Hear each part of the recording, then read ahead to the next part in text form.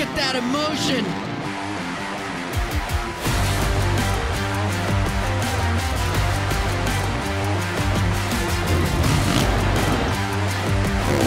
Around the outside.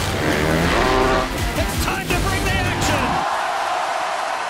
Yeah, welcome to another SMX Insider. We are the Insiders, the Jasons, Thomas, and Wygant here to break down RedBud, the continuation of the Super Motocross World Championship for 2023. But what a moment, what a story. We get the 17-year-old sensation, Haiden Deegan, who's already incredibly popular. He wins his first race. And oh, by the way, he points out that he's the first American to win a Pro Motocross race this year since the Australian Lawrence brothers had swept it so far.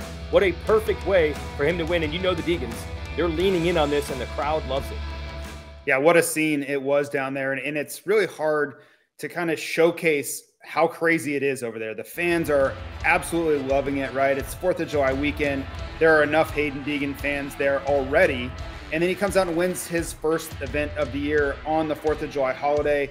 His father, Brian, hands him the American flag, and he's running around the podium with it. It was just one of those memories where he will certainly never forget it, and it'll be hard for me to forget, too, just because of the atmosphere that RedBud brings to the table. Yeah, couldn't have scripted it better. And as a bonus, Hunter Lawrence goes down hard in the first turn of 250 Moto 2, and there was a moment, 2 or 3 laps into that, where it looked like he could be out, and Haiden Deegan might be the proverbial title favorite as a 17-year-old rookie. That's how quickly this can change. It now appears Hunter is okay, but we get these reminders all the time. We saw it with Eli Tomac with a sure Supercross championship that slipped away with a shocking Achilles rupture. So we turn to the 450 class. Jett Lawrence has been perfect so far. We've been trying to pump the brakes and not really use that perfect word, but he's 10-0, JT. We'll be joined by Ricky Carmichael and James Stewart in the booth for NBC next weekend at Southwick, the only 2 guys who have ever had perfect seasons. We have to start talking about it now. Anything can happen. We keep getting reminders, but so far, this is completely under control. I think it is time to mention it, and it'll be interesting to hear from the only 2 people who have done this as far as this point of the season, entering the halfway, if it is a valid conversation to have yet, because I think it gets more difficult as you get closer because of the pressure. Everyone is going to start talking about it, where early on, yeah, okay, we knew he'd been perfect, but it really wasn't a talking point. He's going to start hearing about it week in and week out, but that should not disillude anyone from how great he's been. He has earned every bit of this. He's had to face different sorts of challenges. Ken Roxon at High Point, an improved Dylan Ferrandis at RedBud, and he has been ready and up to the challenge. He's gone through crashes, and yeah, he's been perfect so far, just like his record would indicate. What's going to make it interesting, the pressure is going to rise, and I feel like this is a season in reverse. A lot of times it gets easier because contenders get injured and go out, and it gets easier to win. This season is reverse. We just got Chase Sexton back. Dylan Ferrandis is getting stronger and stronger. With the SMX playoffs, riders are going to be motivated at the end. If he can keep this going, yeah, this is going to be wild toward the end of the season. It'll be good to get the perspective of RC and JS this weekend. We'll break down RedBud further in our show, but as always, we want to shine the light on some of the insider things you may or may not know about. So we're going to go down to the grassroots here and talk about coaching with our big interview. Big interview time. We have the executive director of the United States Motorcycle Coaching Association, Lindsey Scheltema. Look, there's big things going on. Here at RedBud, for example, we have the Moto Scouting Combine. We have a lot of USMCA certified coaches working with elite amateur riders. But I always like to talk to you about, it's not just elite riders. The coaching thing is designed to be grassroots for newcomers as well. Absolutely. There's so many riders that are new and they're getting involved, but they don't know that next step. They don't know where to go. They don't know what all gear is necessary to ride properly and safely.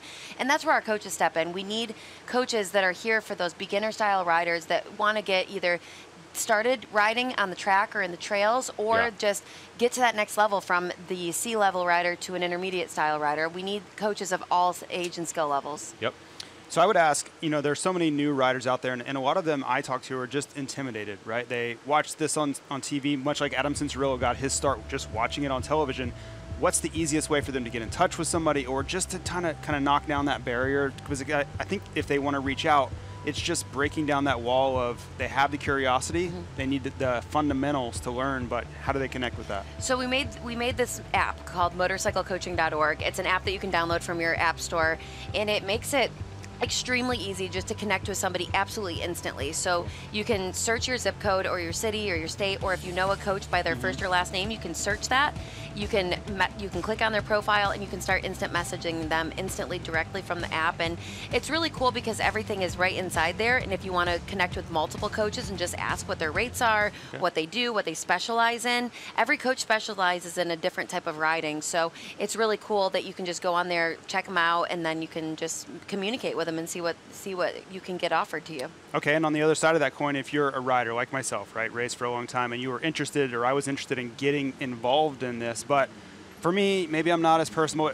Is there some sort of like guidance that a person would have so I can like learn this? I think Gary Sutherland is a friend of mine that got involved in this, and I was like, how would you even go about starting this process? Like, I think that's super interesting to know. Like, if I'm sitting here, I don't even know where that first step is.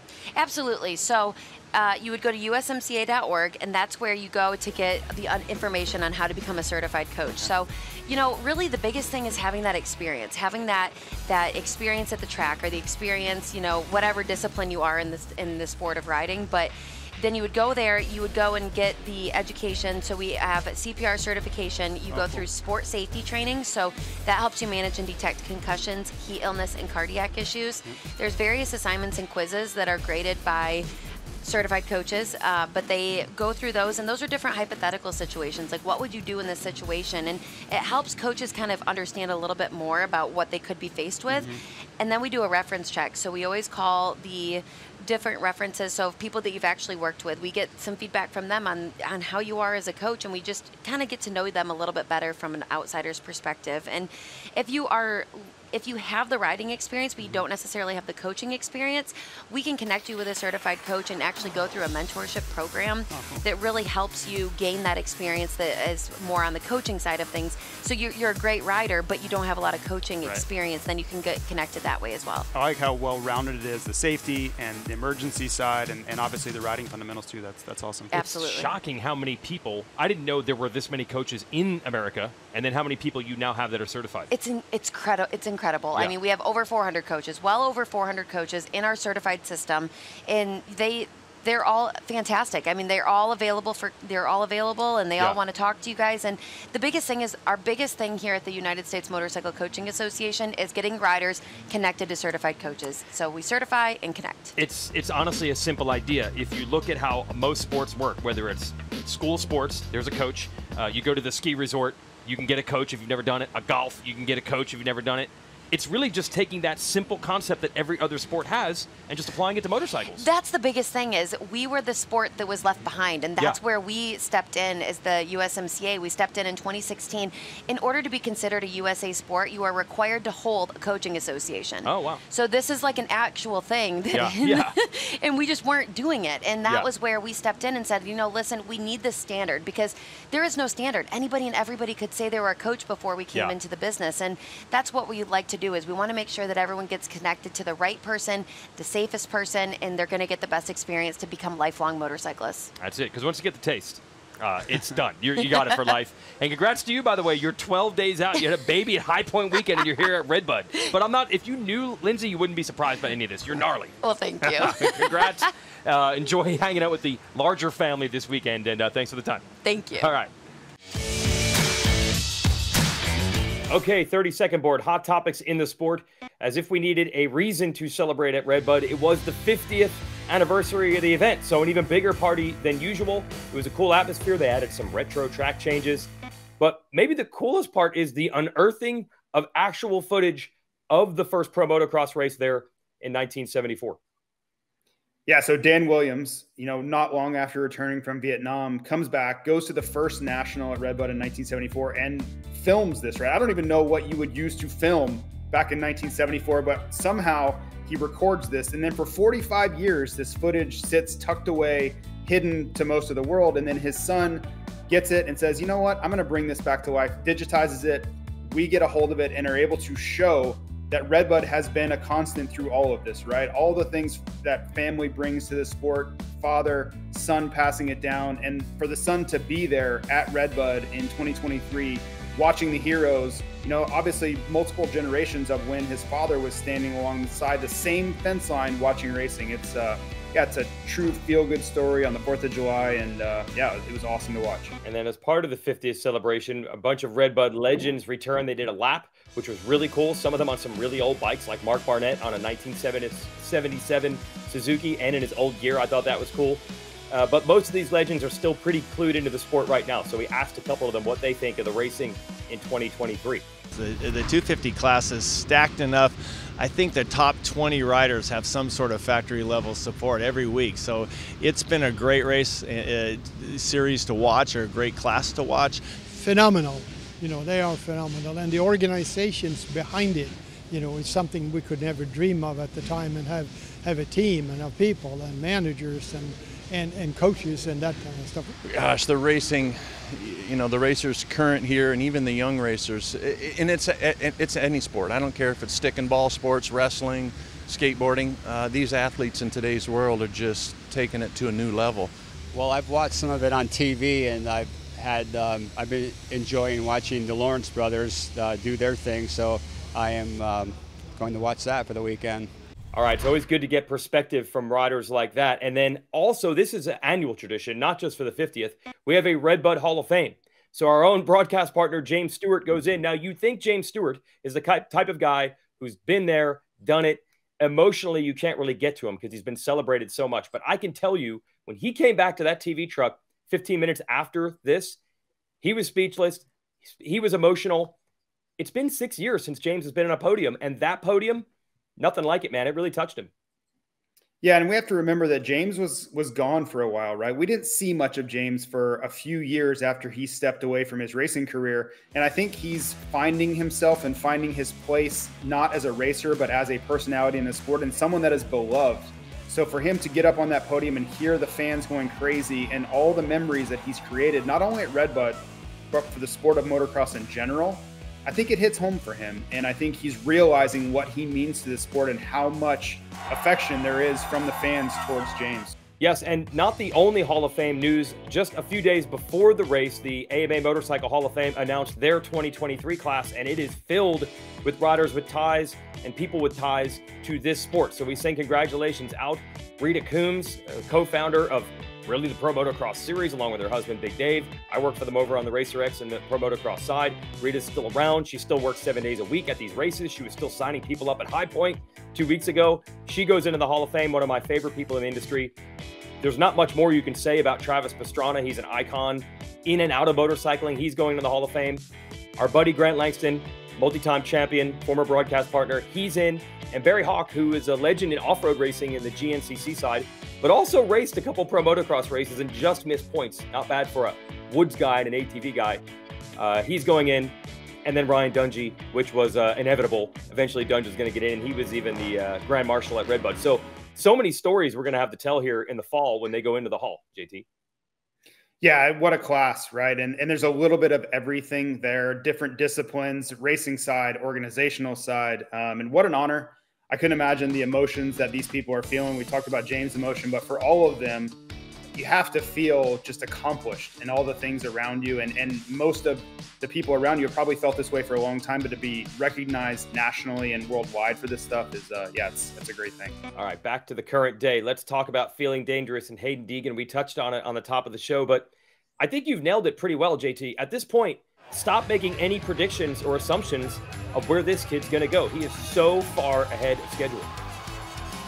Yeah, I've mentioned it many times. I've been wrong the whole way, and I had to just completely change my perspective. And now there's nothing he can do that surprises me. You know, to win this weekend, I'm not surprised anymore because I purposely changed my entire outlook for him. He is going to be a superstar if he's not already. And every time we try to put boundaries on him and what he's capable of, we seem to fall short of it. So now he's firmly back in this championship fight, and who knows where the ceiling is for this kid. He just continues to improve week after week, and the trend and the acceleration curve on that improvement is it's really surprising. Yeah, it had all been about the Honda domination lately with the Supercross title sweep and winning all the races in Pro Motocross. But you know that Monster Energy Yamaha Star Racing team is not going to give up. So they got Ferrandis getting better every week in 450s. And as soon as Hunter Lawrence faltered, the Yamaha boys were ready. We ended up with a podium sweep, which is more rare than we thought. It was all blue there in the 250s. Yeah, it's one of those things where I don't think we're going to see it very often. It was just a circumstance thing because Hunter has been so phenomenal, so he would break that up. And there are other guys like Joe Shimoda that can jump in here, but on that Saturday, things fell into place. Levi Kitchen really stepped up in that second moto. Haiden was great, as we talked about, and Justin Cooper's return from his injury at High Point kind of rounded that podium out. So they had to be pretty excited over at the Blue Tent on Saturday afternoon.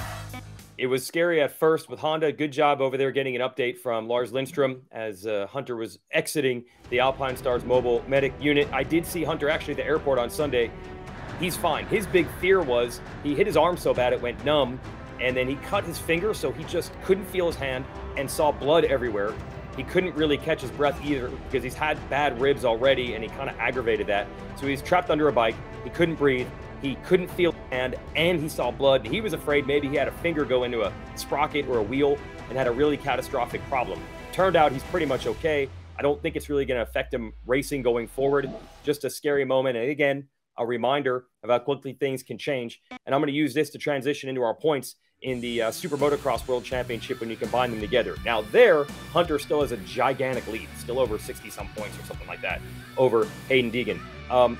What's interesting, you see other riders, Justin Cooper's all the way up to 11th when I look at this, and other riders are starting to fall back. Chance Hymas is 12th, but he's not going to race anymore because he tore his ACL. There's going to be so many manifestations of getting into that top 20 and 30 to race for points and money.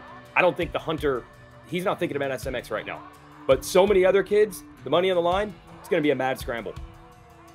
Yeah, it's going to be a really fluid situation. The rider's going to be moving up the chart and down the chart. And I really think what it's, the most important part of this is when we get near that top 20 line. That's where a lot of the drama is going to come in. And we don't necessarily know who's going to come back into the series, right? Other people are racing globally. They're going to start looking at the points and be like, oh, I'm going to need to come race a few races to ensure that I make this top 20. So there's going to be a week-to-week scenario that we're going to have to keep our eye on. And that's going to change a lot. And we don't think it's a big deal, but when the riders start looking at the amount of money that's up for grabs, each position that they move up, I can promise you they're going to start to emphasize these points a little bit more than maybe they had in years past. I'll just give you an example. Seth Hamaker comes back from injury, first race of the year. He is now 51st in combined SMX points, and he's about 50 points out of 30th.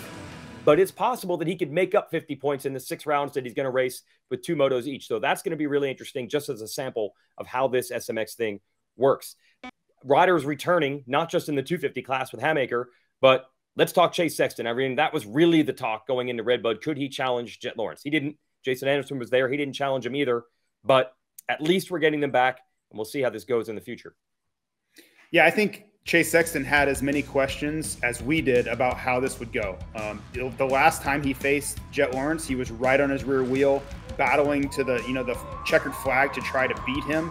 But that has been several weeks, and Chase took time off. He was resting while all these other riders were improving and getting their form better, their bike better. So surely they're on a better level, and that means Jett, that means Dylan Ferrandis, that means everybody involved. While it's safe to say I think Chase maybe took a step back just from being on the sidelines there. Again, I just think it was a little bit rusty there. Yeah, and Jason Anderson pretty much admitted he was gassed by the second moto. He was tired, overtrained to try to catch up coming into the race, felt flat. Second moto, heat and humidity caught up with him. But again, he's going to get stronger as it goes on, as is Dylan Ferrandis. Kind of quietly, the last 5 laps of the second moto at High Point, he was coming on strong, catching Ken Roczen and Jett Lawrence. And we saw glimpses of that again, I feel, second moto at RedBud. Yeah, Dylan is definitely getting better, and it was interesting. I was trying to prod Jett to give us some insight as to his level of concern, because that's been a question week in and week out with Jett is, okay, Ken Roczen challenged you, Dylan cut it down to a 2.5. Are you really worried, or do you have a lot more that you can kind of lay in here and when you need it, right? And that leads to perfection for Jett Lawrence, not just 10-0 this year, but this is his rookie year. He has literally never lost a race on a 450. That is a new record for a rider moving into a new class in Pro Motocross, winning the first 10 motos that he's in. We talked about this at the beginning of the show, the perfection thing. Only Carmichael and Stewart can really talk about it, but I don't think it's too early anymore. We have to start talking about this, and we've got an NBC show coming into Southwick. Let's tell the world we got a new sensation on our hands. He's only 19 years old, and he's doing this. Yeah, this has to be a thing. Now, whether or not he completes it or not, That's up to him to decide in the rest of the field. But for him to go 10-0 to start his 450 career is a huge thing, and it really sets him up nicely for whatever comes next, right? He's still trying to figure out, okay, am I beatable? I'm sure at some point, you know, we have to remember this is a 19-year-old kid. He's about to turn 20, but he's got to be thinking like, am I really this good? Or is the, you know, would Tomac be better? Is Sexton not quite there? I don't think he quite knows, you know, because he has never been this dominant. Every time he lines up, whether it's qualifying or a race, he is the first one to cross the finish line. It's been truly remarkable. Let's go to our SMX point standings, combining Supercross and Motocross together for the 450s. Because Cooper Webb didn't race, that was a late piece of information, a late scratch. We found out Thursday night, Friday morning. Suddenly, Sexton has vaulted back to the top as they exchange missing races. So Sexton would now be your #1 seed and would go into the playoffs with 25 points if it were to stay this way. Another name that jumps out, if you go all the way to 20th, Ty Masterpool is now 20th in the combined 450 standings, and he only started racing a 450 at the second Pro Motocross round. And he told me, yes, I want to make the playoffs. I need to prove I can race Supercross. At least the hybrid track is somewhat of a version of that. So again, there are so many riders with different motivations for these playoffs. Yeah, and in the end, there's a lot of money up for grabs. It's the first SMX championship we've ever had. So that's going to be an evolving thing where riders are understanding what's at stake as we go on. And I think they're starting to see it. You're seeing guys make decisions based off of the SMX playoffs. So it's great. The more racing, the better. Yeah, should get some more privateer type riders back at Southwick, by the way, for that very reason, to try to get playoff points. And finally, that leads us to Southwick. You've raced it many times. Here's my main question. It is a sand track. JT, you're from Florida. We think of Florida guys as sand guys. But is Florida sand like Southwick sand? Not necessarily, but I think for a rider like Jett Lawrence, who is so well-rounded, he cut his teeth at a young age in Europe racing and riding at tracks like Lommel. He has this really broad base of fundamentals, and he knows these tracks. He won there last year, so he knows what to do. But it is a little different, right? I think your first time ever going to Southwick is going to be a learning experience, but most of these guys at this point have it kind of figured out. Now, the one question we could ask is, how will Haiden Deegan do? I don't know if he's ever been there, and now he's got this championship conversation surrounding him at all times. So that'll be interesting with Hunter Lawrence coming off injury and Hayden's first trip to Southwick. How does that all work into the results? No, I got you. Brian Deegan and the Deegans, they don't miss a trick. Hayden says he has raced there. He said we kind of did a tour so I could learn all the national tracks because I knew I'd be racing them someday. So they're smart, and they race a ton of local races. So I should say they run a ton of local races at Southwick, and the Deegans were smart enough to get in on some of those. So he's going to be a player there. This is going to be a really fun weekend. Time for Fowlers Facts. We're going to bring in our staff statistician, the king of the calculator, Clinton Fowler, and a Southwick native. So we'll see you this weekend. We want to talk 250 class because Hunter Lawrence briefly was down and we didn't know if he was maybe out. And then I started thinking, well, who's going to maybe battle for this title? Second and third in points, Haiden Deegan, RJ Hampshire. If they were to battle for the title, big if, because Hunter looks to be okay. Who seems to have the edge between the rookie and the veteran? Yeah, you know, Deegan, rookie, amazing season so far. The interesting piece here is Deegan and Hampshire. They sit second and third both in Pro Motocross Championship. Maybe most important in the Super Motocross playoffs, they're separated by just 4 points, guys. But there's a major difference. Deegan on the starts, first lap, he's averaging 5th place. He's finishing in 4th. Hampshire, the veteran, he's averaging 15th on the first lap, and he's averaging a 6th in the finish. So JT, to me, I look at that and I go, he's got to clean that up, but that's not easy to do in the beginning of a race. No, and this is just who RJ is, right? It's easy to look at the stats and say, yeah, don't crash on the first lap. Be better when you come across the finish line in that first lap. But he's finding trouble, and it doesn't always have to be your fault. You know, I think it just comes from who RJ is. He's a risk taker. He likes to ride on the edge. And when you're perpetually riding on the edge, you're going to find yourself on the ground. So I think he could take a page from Hunter Lawrence's book, where on that first lap, if things aren't looking ideal, just lay up a little bit, right? You don't have to force it in every situation. It's a lot better to come around the first lap in 10th than it is to come around in 25th. And I think if he looks at the results from purely looking through that lens, he'll be a lot better off. Yeah, and then Hunter illustrates that by managing Moto 1 has put him in position to not blow the overall, and then he gets it done in Moto 2. Clinton, your numbers say Moto 2 is even worse for Hampshire. Yeah, I mean, RJ just is getting into worse trouble in the second motos. He's had 3 times where he's been outside the top 20. He's averaging 22nd on the first lap in the second motos. Just not possible. And the thing that really hits at home, guys, he's passed 96 riders this year through 10 motos. So he's averaging 10 position changes per moto, which is just, you're not going to win. You're not going to battle Hunter for the title there. Unless we start handing out passing points, no, you're not. So we'll see if he can fix that. So with Hunter out of the overall picture, Yamaha sweeps the podium. Now, that didn't seem that crazy because we talked for a dozen years now about Monster Energy, Yamaha Star Racing, and how strong they are in the 250s. But your numbers say this is more rare a podium sweep than you would think. Yeah, I was a bit surprised by this, guys. It's only happened 21 times in 545 races. So 4% of the races in the full history of the small bike class. So a real rarity. And to your point, Weege, the Star Racing team has had just such depth over the years. It's shocking. They've only done it 3 times, and Yamaha 4 times over history. This probably won't come as a surprise, though. The Pro Circuit team and the Kawasaki guys have done it 9 times, the most of any manufacturer. So it's been done, but it's definitely rare. And so, JT, now the question becomes, can this stacked Star Racing team amongst this field do it again this year? Can they? Yes. But I believe they're going to need help. If you look at Hunter Lawrence, he's been so consistent, and his DNF in Moto2 opened the door for this to even be possible because he's been that good. Like, he's almost been a shoo-in to be on the podium. Then you look at other guys like Tom Vial, who's charging forward. You look at Joe Shimoda, who you have to figure is going to be up on the podium one of these days. And then RJ Hampshire, we talked about his troubles, but he's also been on the podium. He's fought through adversity to get there. So it's not going to be an easy road. Can it happen again? As I said, yes. But I don't think it's going to be out of just the Star guys being the best 3. I think they're going to have to get a little bit of help in other places. Okay. You'll have some help from your friends this weekend. Clinton, you going to hang out with your old buddies at Southwick? Yeah, I'm looking forward to heading to Southwick and seeing Keith Johnson, who's running the track, and the family running the track, and some of the old pros. It's definitely a homecoming for me. Not just king of the calculator. Clinton used to ride. He used to race. He used to go to these races. So we'll bring you back. Be good to see you. I'm looking forward to it, guys. Thanks for having me.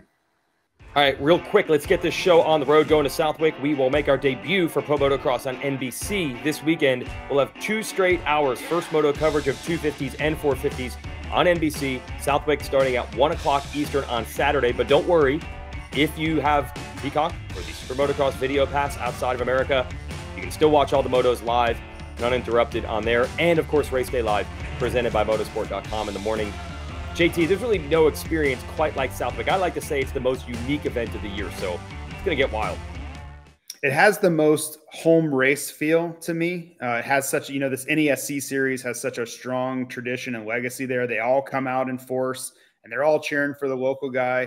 So you get a lot of that atmosphere, and it's great to go to the Northeast. We don't get to go up there enough in either series. So, yeah, I'm looking forward to it. It's always great to go up there and see all the old-time heroes of the sport, the John Dowds and Doug Henrys and the Pat Bott and all the guys up there and their unique accents. It's truly a fun event. Yeah, a lot of those guys are actually on the track crew. The Johnson family, Keith Johnson, who logged many, many motos and battled for podiums there, his family now operating that track. So they know what they're doing. It's going to be good. We'll see you all at Southwick, or be sure to tune us in when we get there.